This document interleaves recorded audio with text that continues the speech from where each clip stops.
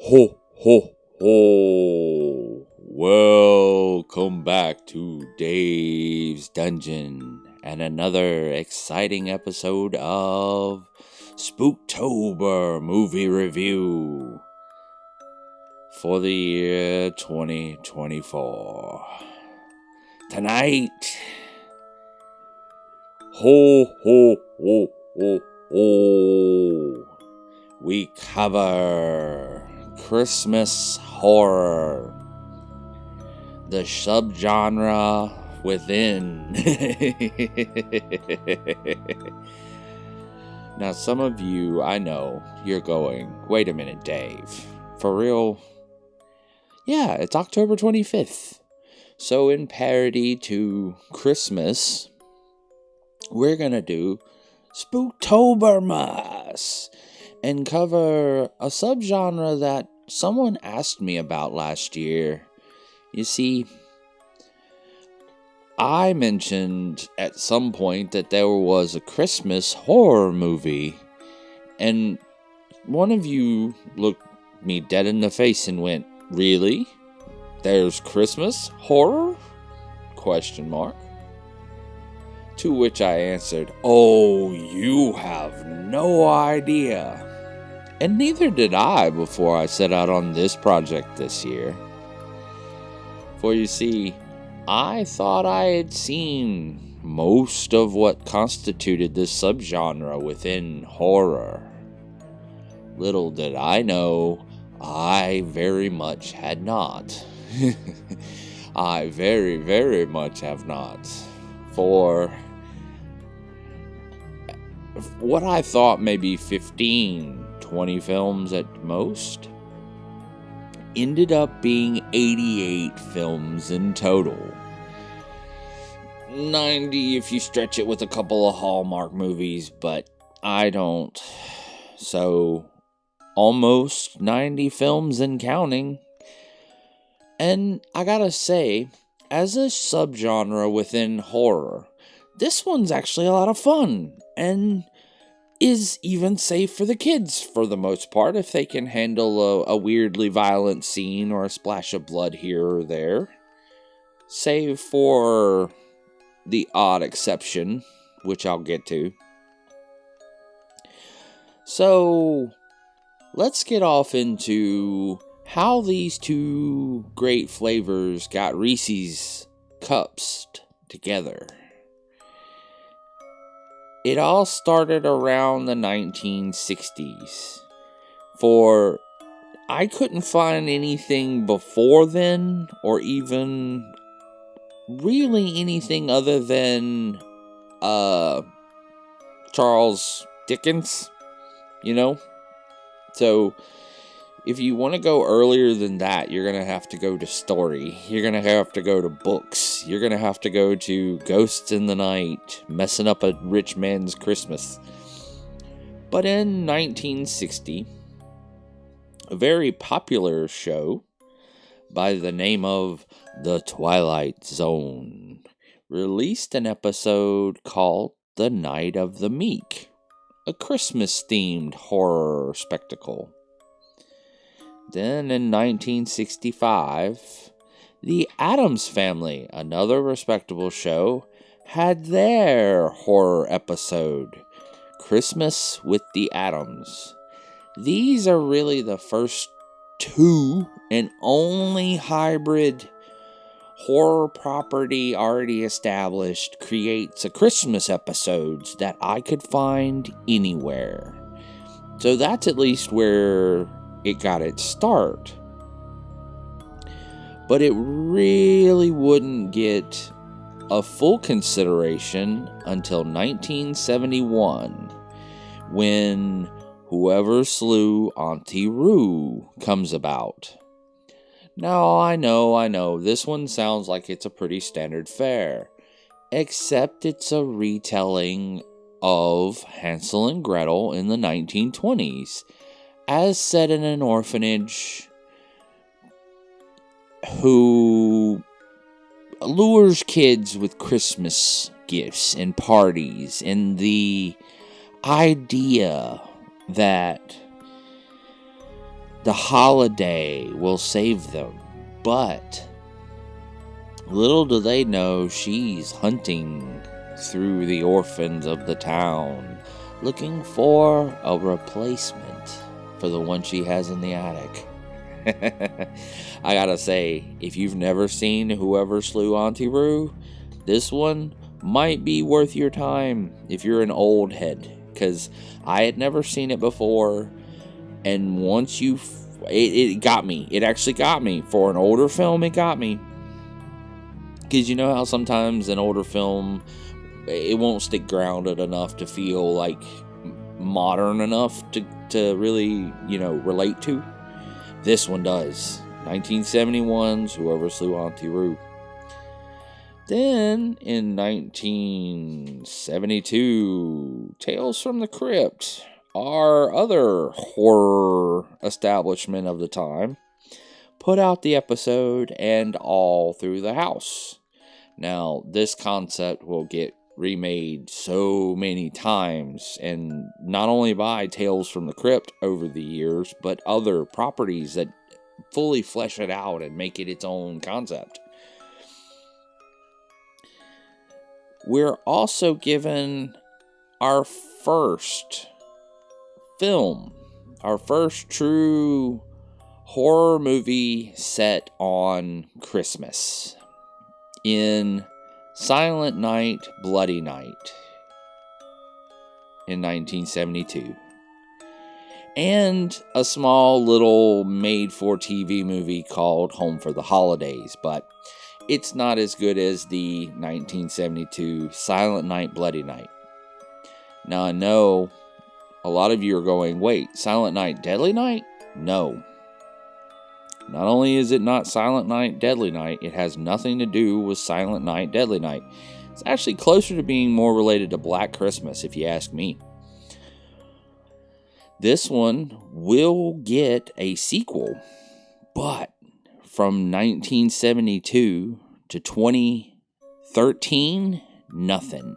And then 2013, the second Silent Night, Bloody Night comes out. And yes, it's still dealing with the same property and the same monster. Then in 2015, we get its third installment. And I gotta say, this one's fun. It's a B-movie. But I can see where people would think it's related to Black Christmas, because in some ways it's much the same movie. I'm willing to admit that.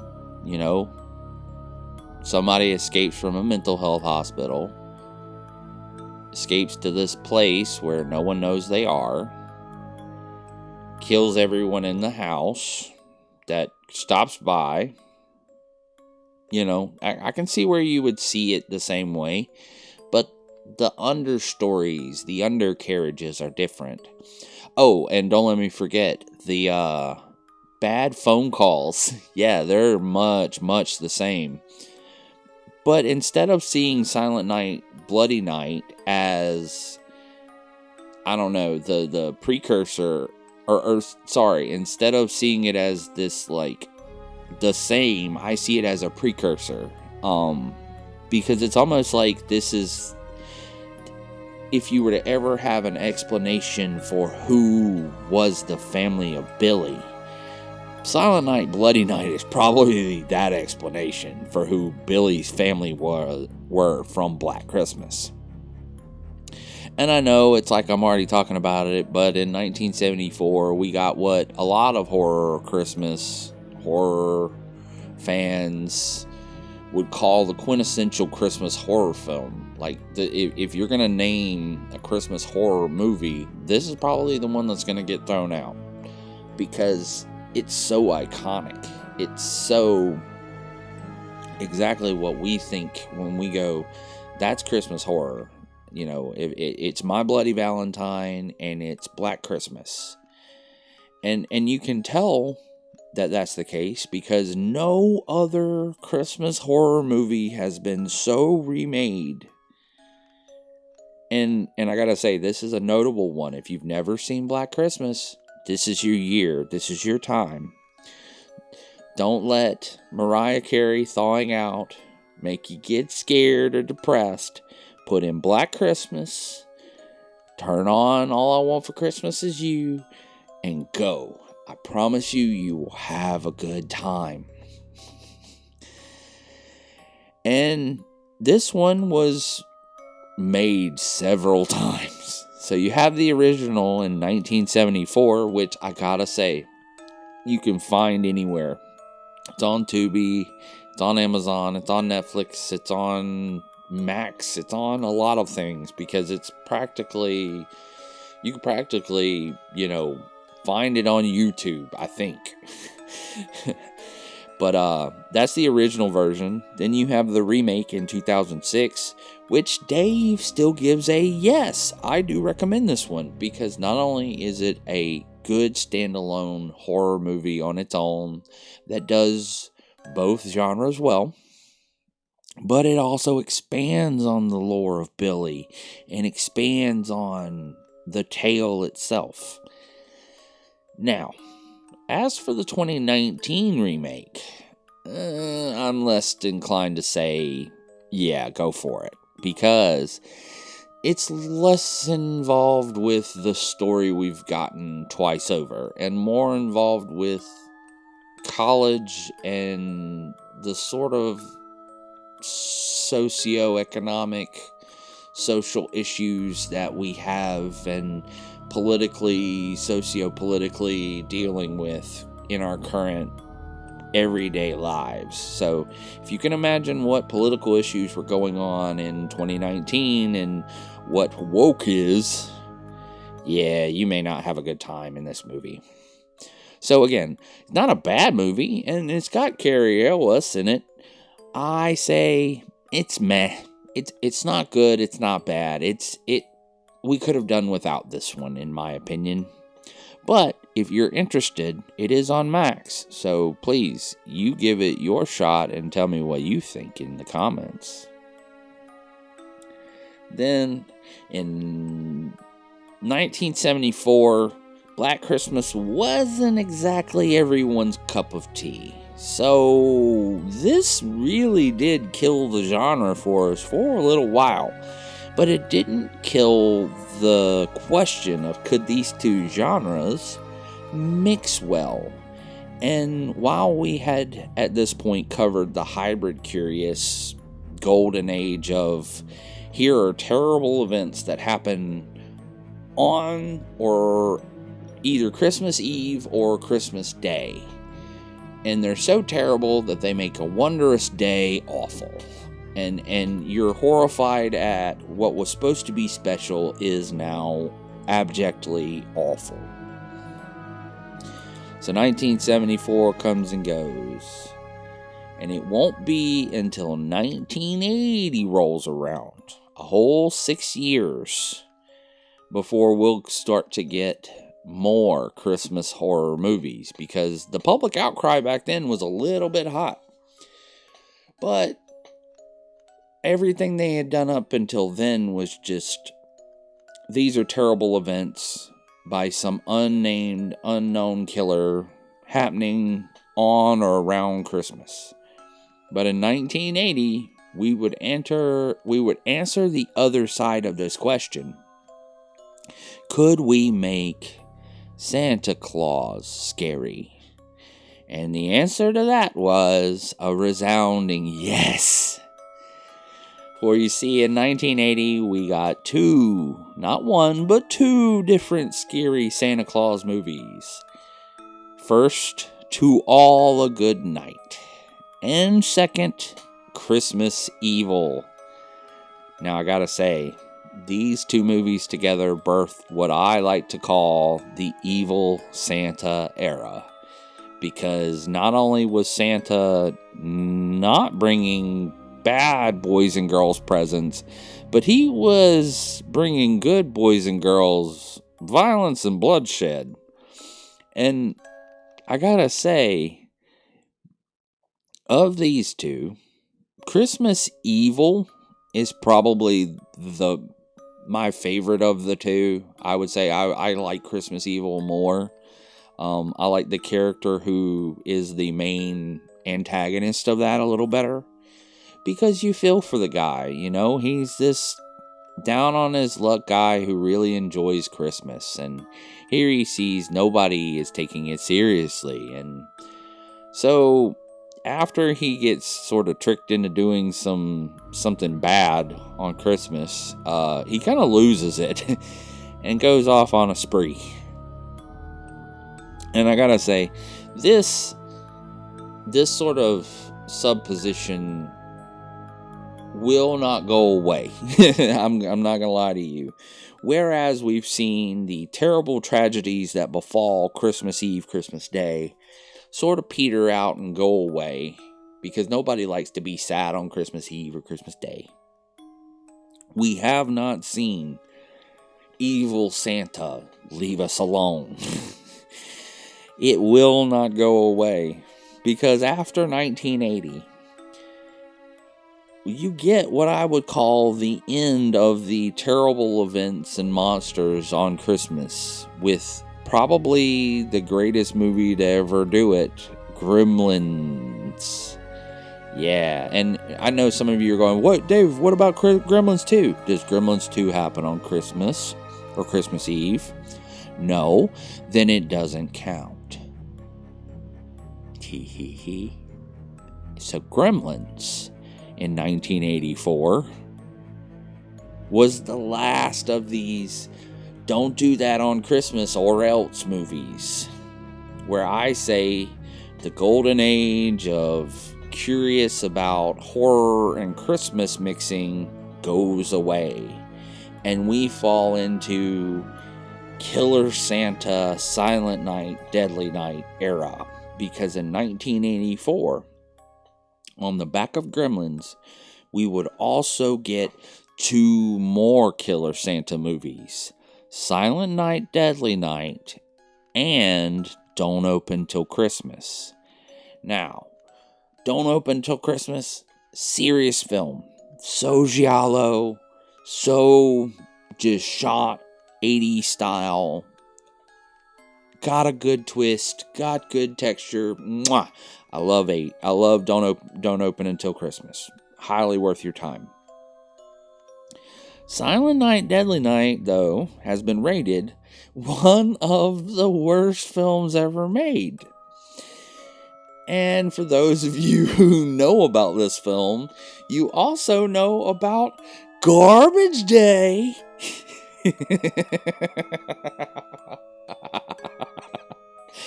And I love this one. It is a guilty pleasure of mine, because you can watch this one, or you can watch the one that released in 1987, Silent Night, Deadly Night 2, and you basically get the same movie, plus a scene. And these would start our curiosity around, what about Christmas can we make scary? What all? Because in 1989, you would also get elves. And in 1989, you would also get the third Silent Night, Deadly Night movie. By the way, there are 6 of these, and a remake in 2012. Silent Night, Deadly Night would run from 1984 to 2010, and then be remade in 2012 minus the Billy backstory. Yeah. No, sorry, not Billy. I'm stuck on Black Christmas. The brothers' backstory. God, what was the name? Now I got the name Billy stuck in my head. But the story of the brothers. You guys know what I'm talking about if you've seen these movies. I'm just forgetting a name right now. But they cut away the backstory that made Silent Night, Deadly Night, in my opinion, the better of these. And just reran it as its own little thing, with guy escapes mental hospital and thinks he's Santa, and scene. Christmas Evil called, they want their plotline back. But then in 1992, we're still feeling, what else can we make scary? So you get a movie, Demonic Toys. And then there's a movie that needs no explanation and no introduction. Because in 1993, you get The Nightmare Before Christmas. Yeah, Selick. Tim Burton. You know all of... Hey, come on, don't make me tell you about this movie. Don't even pretend like you don't know about The Nightmare Before Christmas. With Danny Elfman, Chris Sarandon, and Catherine O'Hara. It'd help if I could say their names without stuttering. Henry Selick. And then, in 1996... we start to get silly with Santa Claus. Like, actually, what you would think they were talking about from The Nightmare Before Christmas. Santa Claus. Yeah. And I know, this movie sounds like it's hedging a porn. And its 3.1 score makes me think it is. So, it's a B-movie. Horror actress is stalked by deranged fan bent on claiming her for himself, having thought he was Santa Claus. Okay. Not seen that one, but, it's there. It's the one. I couldn't watch fucking 40 years of film I couldn't watch every single one of these, because interspersed with all of these were TV episodes too, so... If you're interested in this is a full subgenre. It's not like it's only got 5 or 10 things in it. No. We're fixing to get to The Deluge. But then in 1997, we finally land on the next thing we can make scary about Christmas. And that is The Snowman. So you get Jack Frost. And then in 2000, Jack Frost 2. Which, I gotta say... Don't sleep on these. Jack Frost was a great movie, and Jack Frost 2, while not as good as Jack Frost, still fun.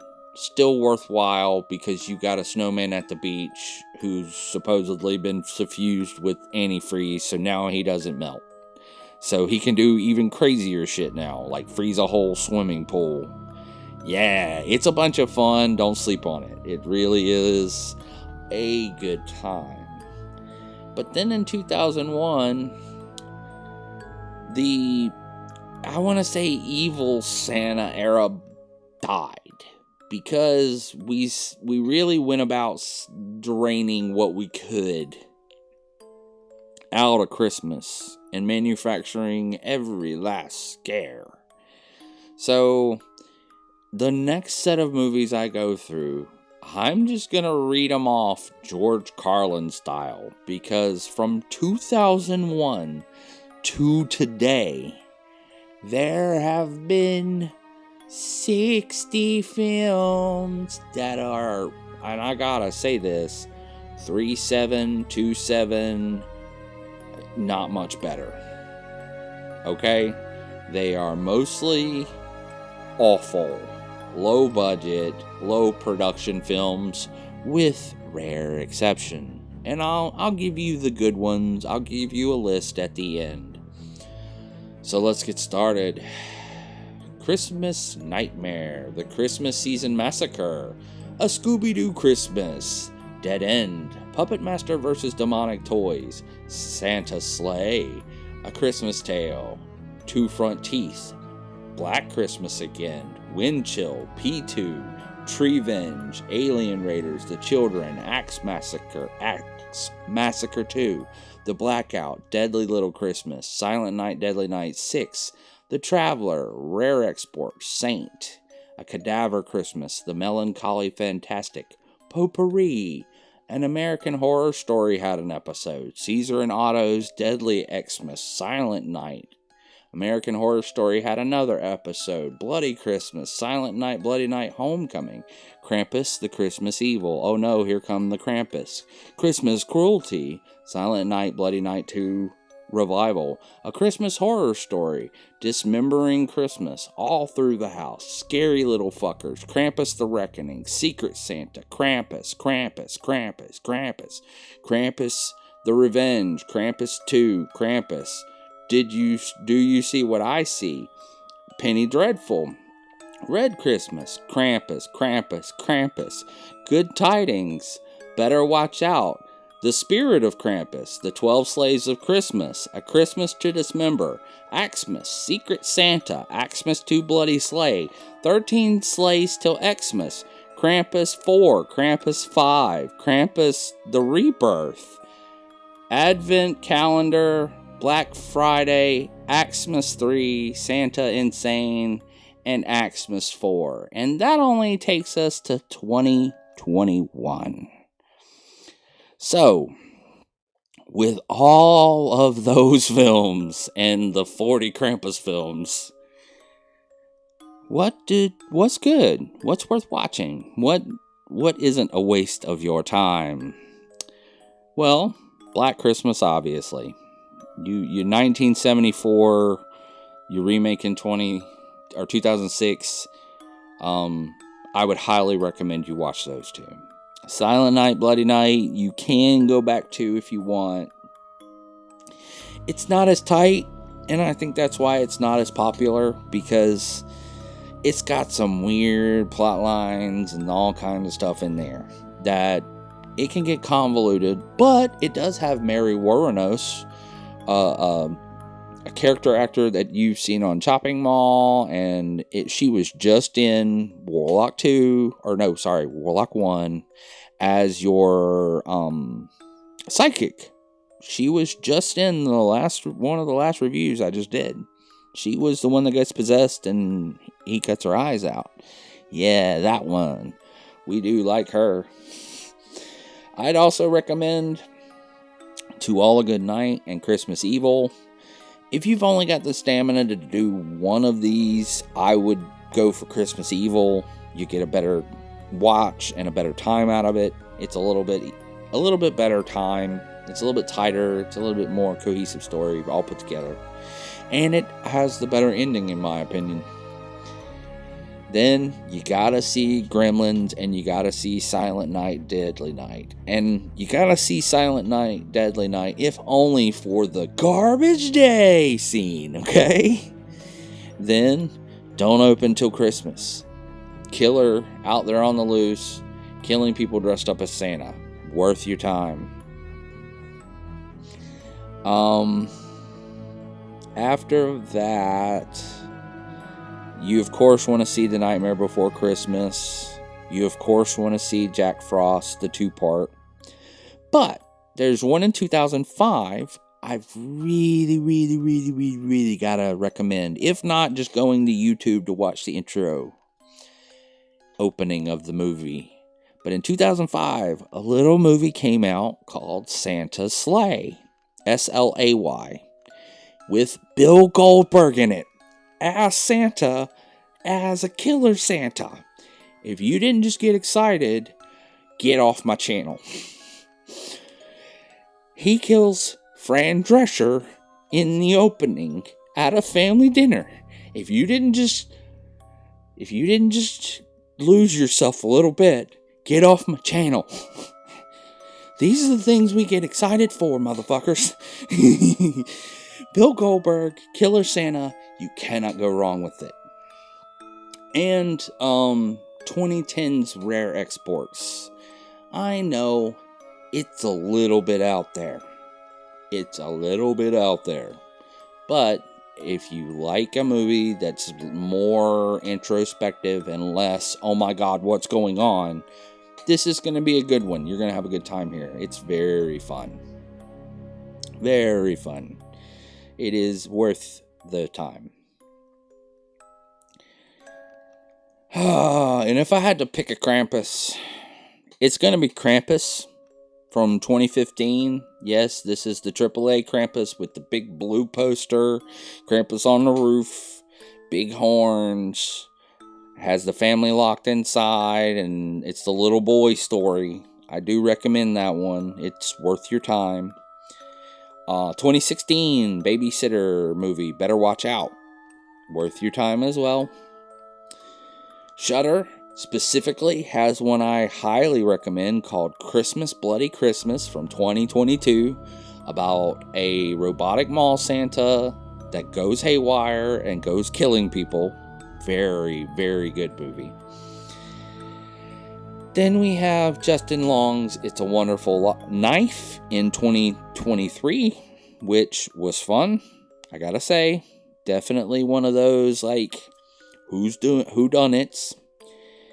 Oh, I also skipped a movie. In 2022, there was also, what's his name? Violent Night by... Give me a second. Let me look it up.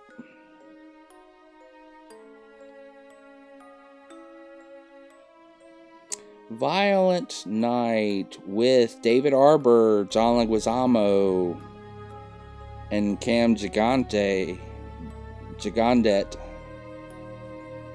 and a few other people, but those are the names to know. David Arbor was really good as Santa in that, and John Leguizamo as the bad guy is really fun. And then finally we revolve down to why I'm even really doing this review this year, and I didn't know if I was going to get it in, but it's our newest in Christmas horror, Terrifier 3. Yeah, you guys thought you were going to get away without a Terrifier review. Nuh-uh. And I gotta say, I'm a little disappointed in some of my fellow horror fans, because when I went to go see this movie, there were 3 kids in the theater. Of the 15 people in my theater, and I counted them when I came in. And the one woman who was probably making a TikTok about me afterwards that said, whoever was laughing and taking notes throughout the movie, you need to be put on a watch list. Don't worry, I am. Probably 3 different ones, but again, don't worry. I know I'm being watched. Shh, it's okay. Let them watch. But no, there were 3 kids in the theater. And of the 15 people in there, 5 people walked out on the first murder. The first one. And I'm going to go ahead and say it. There were a total of 8 walkouts. In 15. 8. And there are other scenes later on that account for the other walkouts, and I'm sure for those of you who've already seen this film, you know which ones I'm talking about. They're the other now infamous scenes. And I gotta say, the one thing about Terrifier 3 that really gave me hope was a lot of the scenes in the intro were a la Black Christmas, a la some of these other films that we've seen. You know, suddenly Santa's on the roof. Suddenly a little girl hears something and the door's unlocked.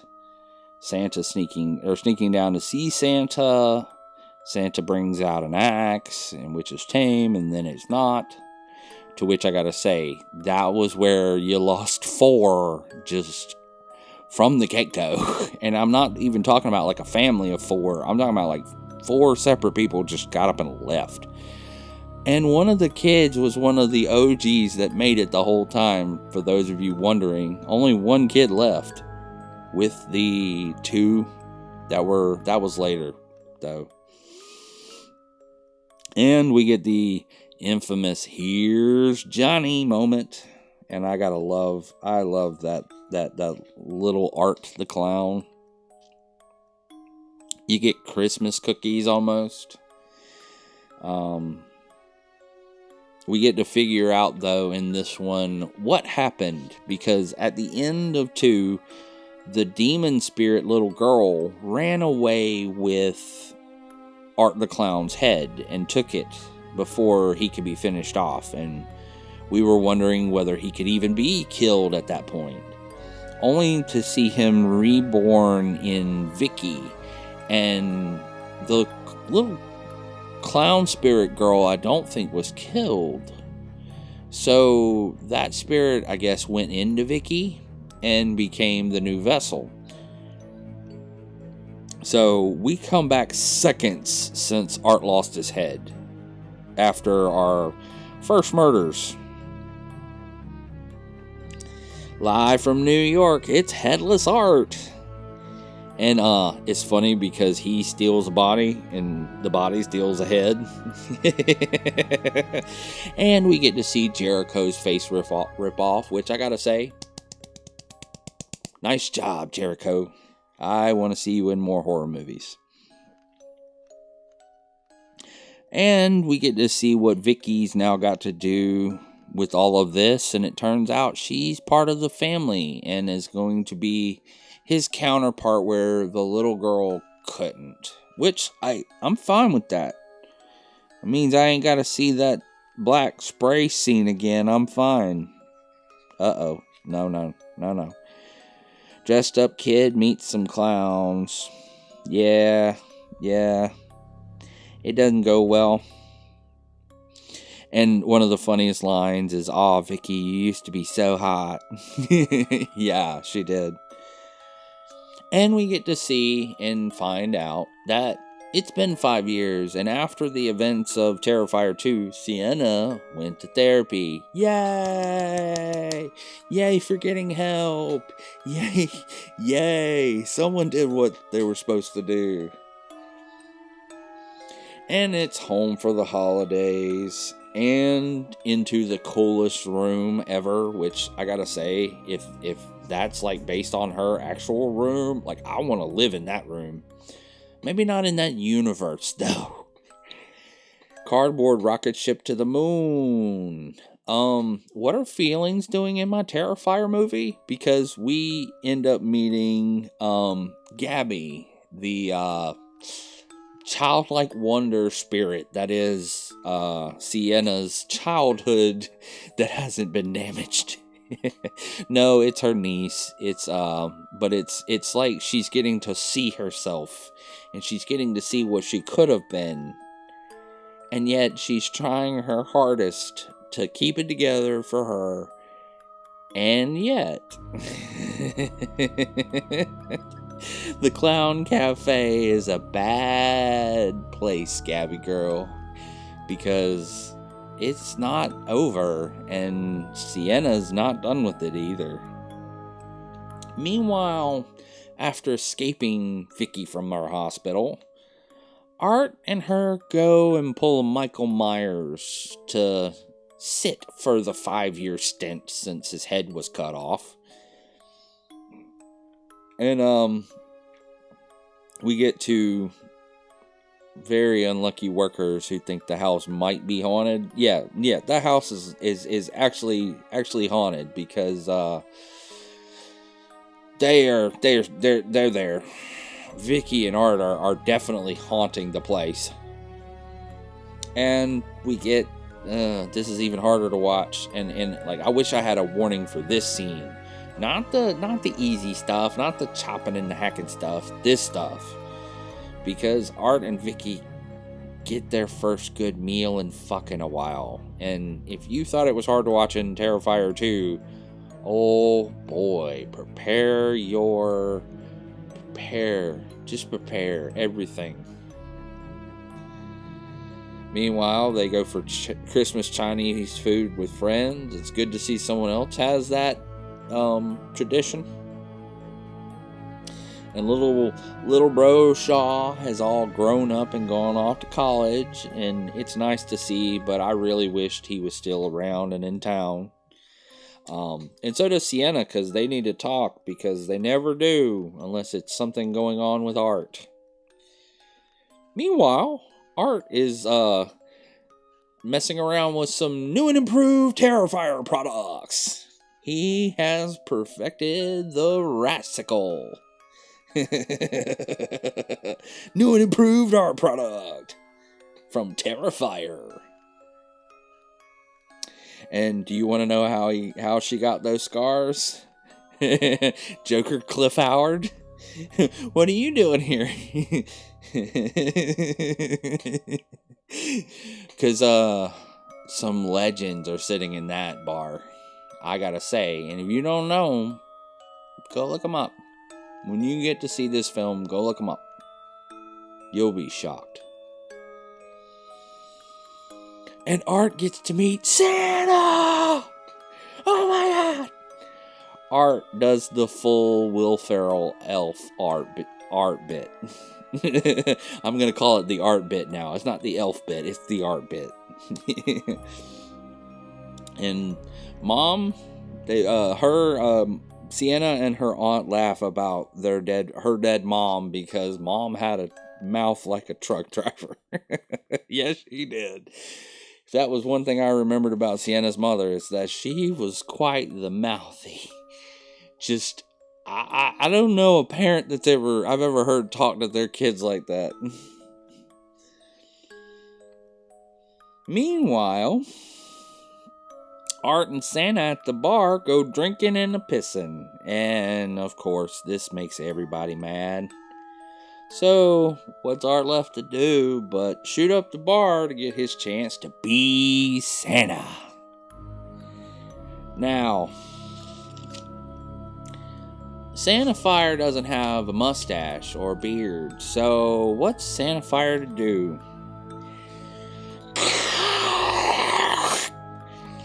Yeah, this is hard to watch, kids. This is why we shave. Terrifier gets his first good boy and gives him a nice cold treat.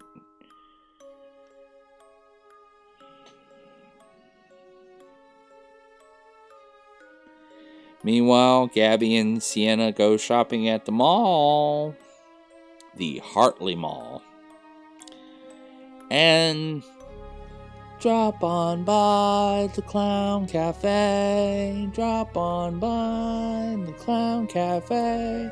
Food's a little funny. Food's a little funny. Food's a little funny at the Clown Cafe. Starts to play. And you gotta think about this.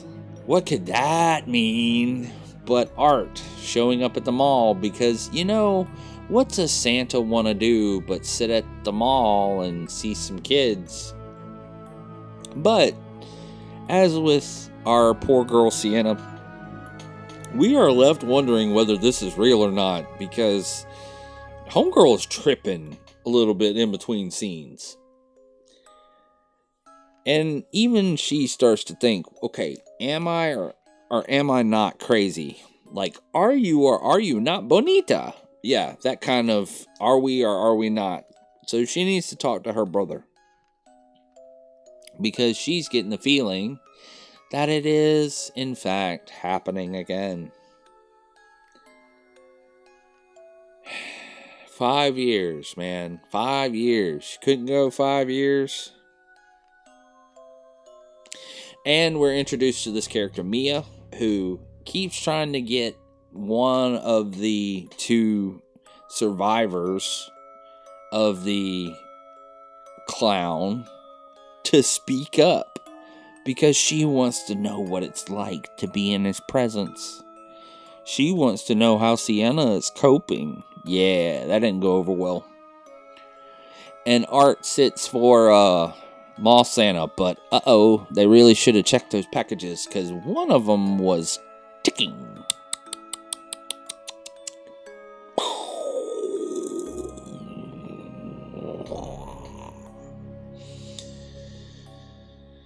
And I just gotta say, this is my one critique. 1, Sienna. Sweetheart. No pet name. Sorry, I won't. Sienna.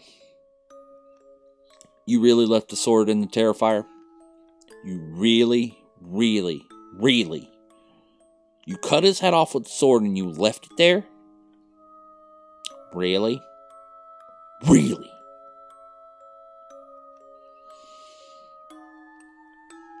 Explosive gift ends the Santa Mall meet and greet, though. And this is when we get every Christmas horror movie all at once.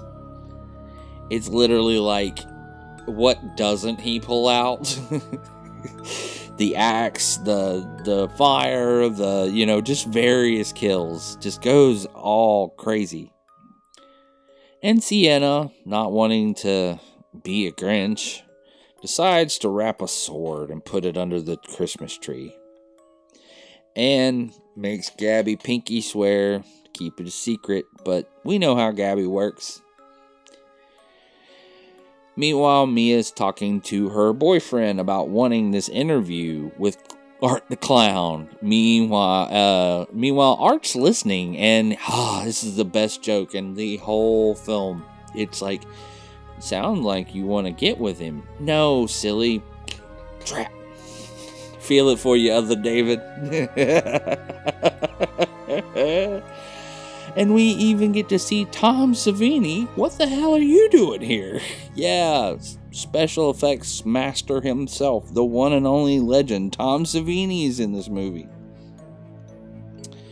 And Sienna notably has a panic attack because everything has gone wrong and she cannot figure out what to do. And we get what I would call 3 for 3 Damon Leon's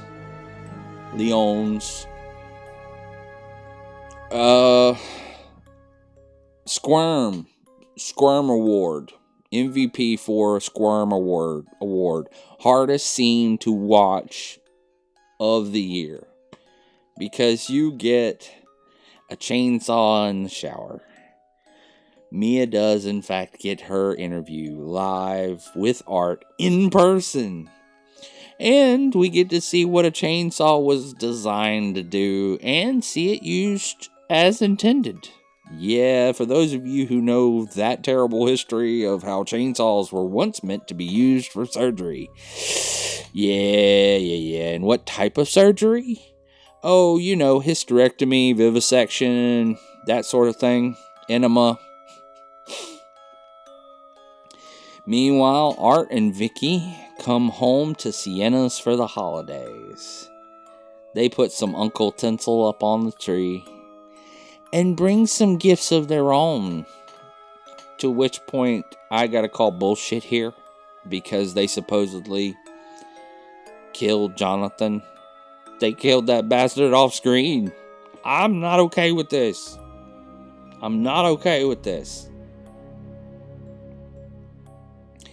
And we get what some people are calling, if the chainsaw scene wasn't hard enough for you, this one will definitely get you.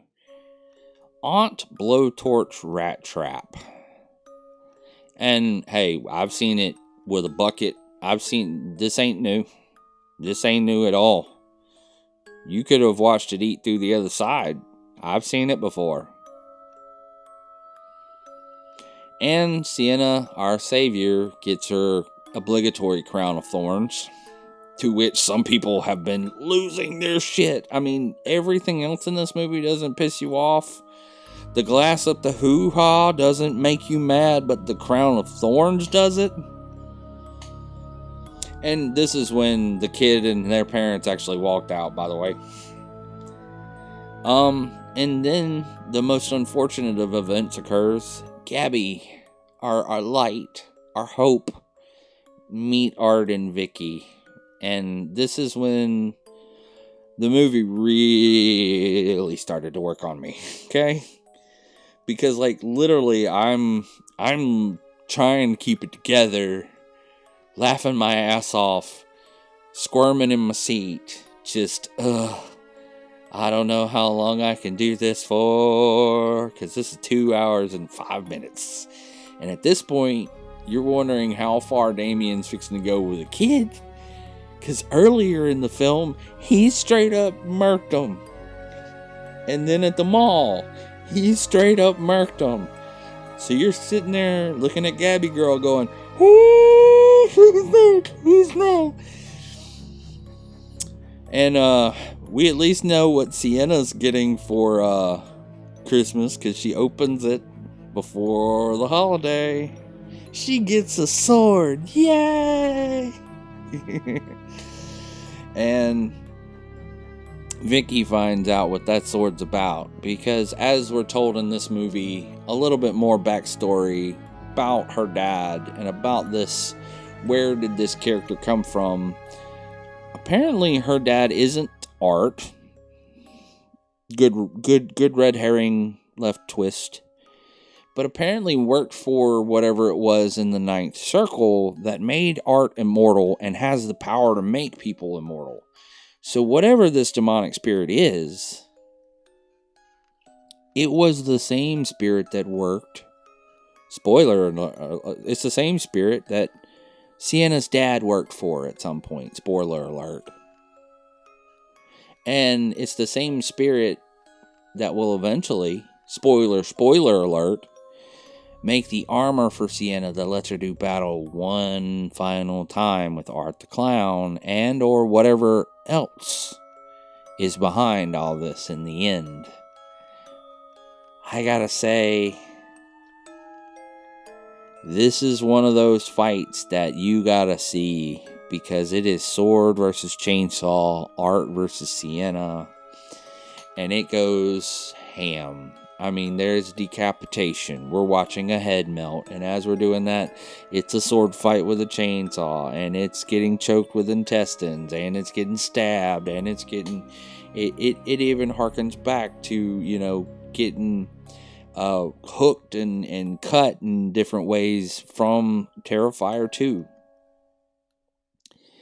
Meanwhile, the head that she cut off of Vicky, this demon's head, and this was the part I got a little confused on, but I'm thinking I followed it correctly, melts, and it creates this portal that then Gabby falls into, and the sword.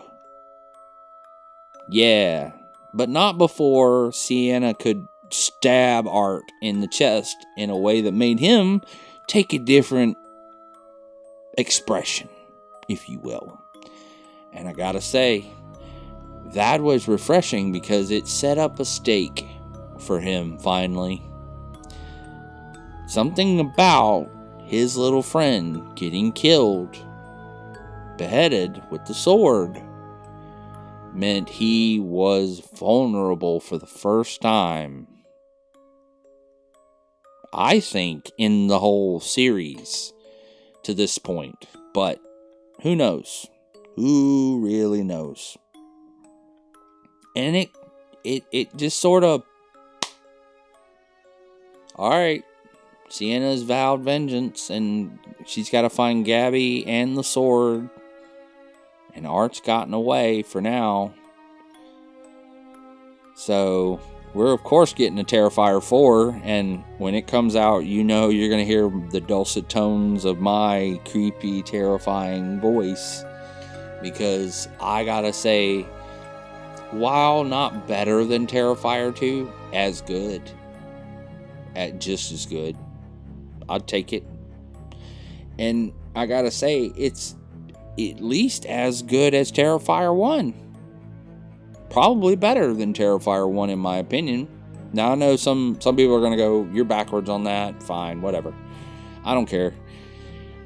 Terrifier 1 though didn't have enough story to keep me there. It had some really great kills, don't get me wrong, but it was, and still is, in my opinion, the least of these stories. And in some ways it's supposed to be. It's the most junior. It's his most freshman work. Each one he's gotten better at it, and as he said himself, he gave himself permission to use the chainsaw this time because he felt like he had earned it. And I gotta say, Damien, you did. You did. You earned that chainsaw kill. And you've earned every one you got going forward. You've earned touching those legendary ones now. I will give you full access, credit, and permission. You've earned it. Because you did the hard work of establishing him. And I gotta say, you've also done the work of making him the new icon for our generation. For these 2020s, he is our icon. So keep up that damn good work. And I look forward to seeing what you do to round us out in whatever way you decide to. Because at this point, I'm just the fan. I'm on board. I'm ready to see whatever else my funny little guy and his wacky little antics want to get up to. But I think that's going to have to do it for this Christmas review spectacular. Thank you so much for listening, and if you've made it to this point, make sure you leave a like. Make sure you subscribe. We only got, I'm pretty sure, 3 more episodes left with Longlegs, followed by The Spine of Night on the 29th, and then The Lost Boys to end Spooktober for 2024. Make sure you subscribe so you know when those videos drop, and make sure you ring the bell so you get all the notifications. Thank you so much for joining me around our Christmas tree this year, and thank you so much for joining me on these tales. But without any further ado, night night, sleep tight, and don't let the Santa Claus give you a fright. Sweet dreams.